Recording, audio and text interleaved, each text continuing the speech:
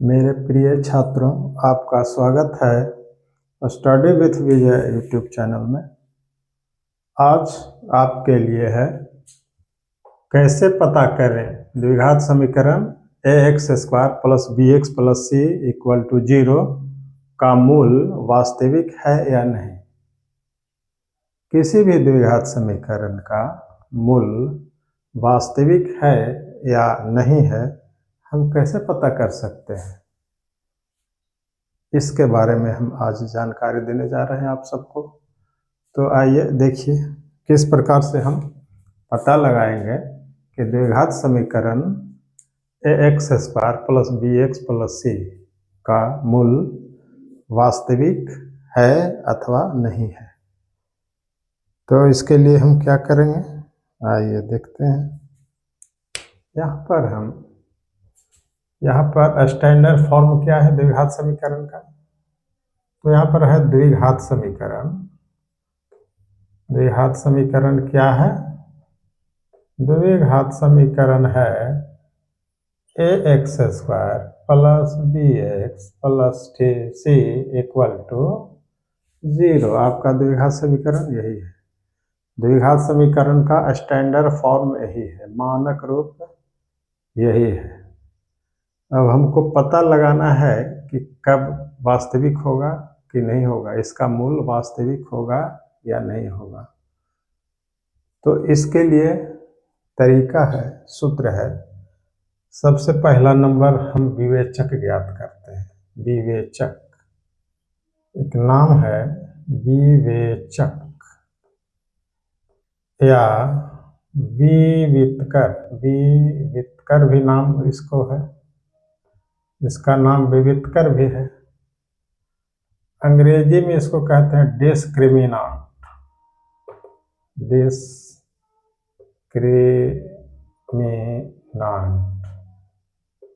अंग्रेजी में। और इसको विवितकर या विवेचक या डिस्क्रिमिनांट को शॉर्ट में लिखते हैं डी। तो हम डी निकालते हैं, यानी विवेचक निकालते हैं। यानी डी बराबर होता है, यहाँ पर डी बराबर होता है b² - 4ac। विवेचक का सूत्र क्या है? डी, यानी विवेचक डिस्क्रिमिनांट बराबर क्या होता है? b² - 4ac। यही होता है डिस्क्रिमिनांट का सूत्र। यानी विवेचक निकालना है तो हम क्या ज्ञात करेंगे? b² - 4ac निकालेंगे। अब देखिए यहाँ मूल वास्तविक है या नहीं कैसे पता लगेगा। तो यहाँ पर लिखेंगे, सूत्र है उसके लिए, सूत्र है और कंडीशन है। वास्तविक है या नहीं है, कोई भी द्विघात समीकरण का मूल वास्तविक है या नहीं है, उसके लिए सूत्र है, तरीका है।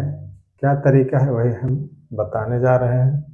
तो यहाँ पर पहला कंडीशन है, शर्त है। पहला शर्त क्या है कि जब b² - 4ac, जब b² - 4ac, b² - 4ac का मतलब क्या हुआ? विवेचक। जब विवेचक बड़ा होगा 0 से, जब विवेचक b² - 4ac का मतलब क्या हुआ? विवेचक हुआ। तो विवेचक जब बड़ा रहेगा 0 से, तब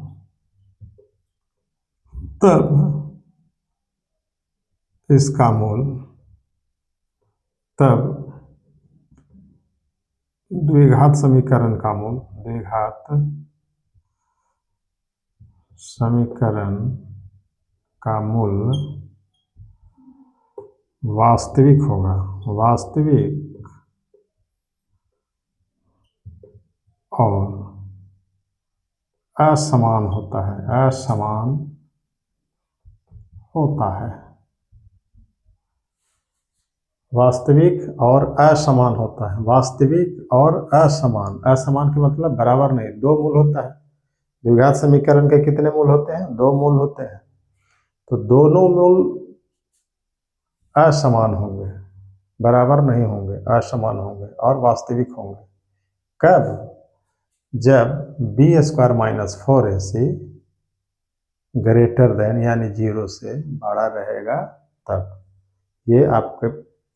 यह बात आपके माइंड में होना चाहिए कि मूल वास्तविक कब होगा? जब 0 से विवेचक बड़ा रहेगा तब वास्तविक और असमान होता है। दूसरा कंडीशन क्या है? दूसरा कंडीशन है जब बी स्क्वायर माइनस 4ac बराबर रहेगा 0 के। बी स्क्वायर यानी विवेचक का मान अगर 0 आ जाता है, बी स्क्वायर माइनस 4ac निकालते हैं विवेचक, और अगर उसका मान 0 आ जाता है, 0 के बराबर, तब क्या होगा? तब द्विघात समीकरण का मूल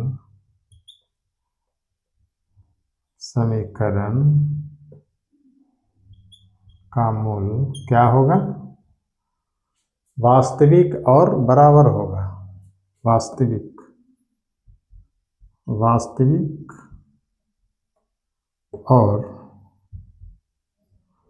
बराबर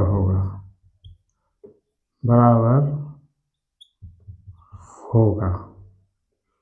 दूसरा कंडीशन क्या कहता है कि जब बी स्क्वायर माइनस 4ac बराबर होगा 0 के, तब क्या होगा?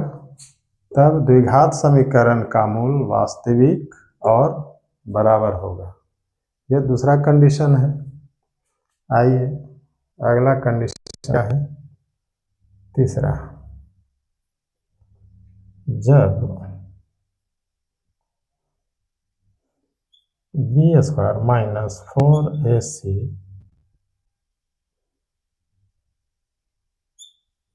छोटा हो जाएगा 0 से। ये चिन्ह देख रहे हैं, 0 की तरफ मुंह है। बी स्क्वायर माइनस 4ac क्या हो जाएगा? छोटा हो जाएगा 0 से। यहाँ पर क्या था? 0 से बड़ा रहेगा। यहाँ पर 0 से छोटा रहेगा विवेचक। यहाँ पर विवेचक 0 से बड़ा रहेगा, यहाँ पर 0 से छोटा रहेगा विवेचक। तब क्या होगा? तब द्विघात समीकरण का मूल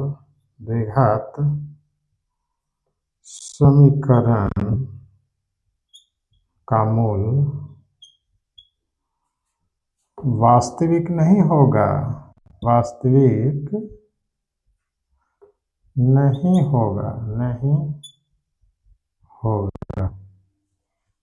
वास्तविक नहीं होगा, अन्यथा इसका मतलब क्या हुआ? कोई मूल नहीं होगा इसका। तब द्विघात समीकरण का मूल वास्तविक नहीं होगा, यानी इसका मूल ज्ञात नहीं किया जा सकता है। तो ये 3 कंडीशन है। 2 कंडीशन में क्या है? 2 कंडीशन में ये देख रहे हैं यहाँ पे वास्तविक होता है, और इस कंडीशन में, तीसरा कंडीशन में वास्तविक नहीं होता है। ये महत्वपूर्ण जानकारी है आप सब छात्रों के लिए, तो इसको जानना बहुत ज़रूरी है। यह परीक्षा की दृष्टि से अत्यंत महत्वपूर्ण जानकारी है। इसमें से क्वेश्चन निश्चित रूप से बोर्ड की परीक्षा में आता है, इसलिए इस बात को बिल्कुल अपने माइंड में हमेशा बना कर रखें और हमेशा याद रहे। तो आइए अब इस पर आधारित कुछ एग्जाम्पल्स लेते हैं, प्रश्न, और दिखाते हैं कि कौन सा प्रश्न का या कौन सा द्विघात समीकरण का मूल वास्तविक है कि नहीं है। थोड़ा 1-2 एग्जाम्पल के सहायता से हम आप सबों को समझा देना चाहते हैं। तो देखते हैं, इसका कुछ हम प्रश्न लेते हैं।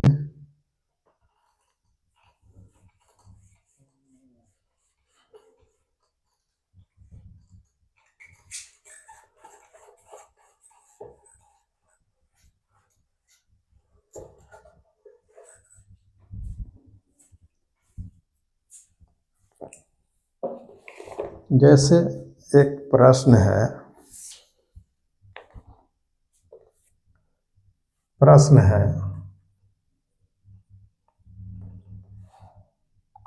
X square